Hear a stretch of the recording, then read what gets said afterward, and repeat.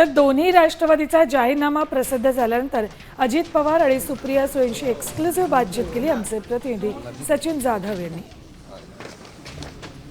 मी आता तुम्हाला विस्तृतपणे सांगितलं की कसं पुणेकरांचा वेळ वाया जातो, कशी वाहनं बाहेर पडतात।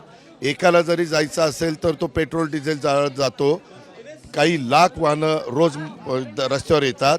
ह्याच्यात मोफत दिल्यानंतर त्याला आपल्याला साधारण 300 कोटी रुपये त्या PMPML आणि मेट्रोला द्यावे लागतील। जसे स्टेशन वाढतील तसं त्याच्यामध्ये ॲड होईल, परंतु आपला अर्थसंकल्प साधारण 12,600 कोटीचा आहे। त्याच्यामध्ये खूप वेगवेगळे लिकेजेस आहेत। ते लिकेजेस थांबवले तरी हे भरून निघणार आहे। आणि विशेषतः आपलं